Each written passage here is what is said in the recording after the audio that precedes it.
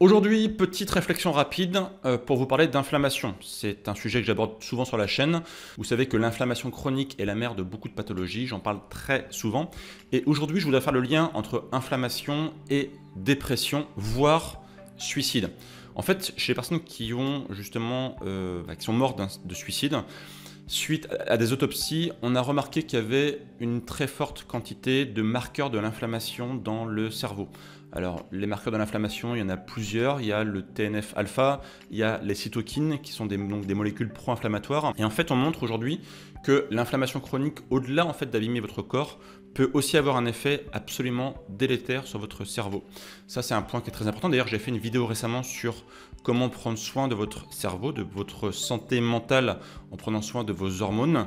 N'hésitez pas à aller la voir si vous ne l'avez pas vue, je vous la mets ici dans la petite fiche. En fait, aujourd'hui, on montre aussi que l'inflammation a tendance en fait à diminuer les neurotransmetteurs du bonheur, comme par exemple la dopamine. Vous savez que la dopamine, c'est un neurotransmetteur essentiel pour justement avoir de la joie, tout bêtement, dans notre journée. La dopamine, c'est lié à la récompense, c'est lié à l'excitation. On montre que quand on a un corps qui est plutôt en mode inflammatoire, les niveaux globaux de ce neurotransmetteur, donc la dopamine, ont tendance à diminuer. Le corps en mode stress, lorsqu'il est stressé par une inflammation chronique, a tendance en fait à minimiser les choses qui ne servent à rien.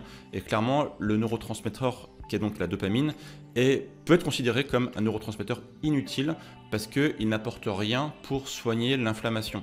Et le fait que quand on a une inflammation qui est chronique, autrement dit qui s'installe sur le long terme, eh bien ça provoque des soucis sur le corps, ça vous le savez si vous suivez mes vidéos, mais aussi sur la tête. Et donc pour résumer, inflammation chronique, inflammation généralisée peut entraîner du coup une dépression puisque sans la dopamine, sans ces neurotransmetteurs qui permettent d'avoir un cerveau qui est plutôt joyeux, on va dire pour faire simple, et bien du coup vous sombrez dans la dépression, voire dans des cas extrêmes, quand la dépression est vraiment ultra installée, lorsqu'elle est très présente depuis de nombreuses années, et bien ça peut emmener jusqu'au suicide. Si ça vous intéresse, je vous mettrai bien sûr les références scientifiques de ce que j'avance et voilà, des études qui ont été faites sur ce sujet dans la description de la vidéo, mais pensez bien à ça. L'inflammation, au-delà d'être mauvaise pour votre corps, pour votre santé globale, elle est mauvaise pour votre santé mentale aussi. Alors attention, bien sûr, la dépression peut arriver à cause de plusieurs paramètres. Je n'ai pas dit que l'inflammation chronique était le seul paramètre.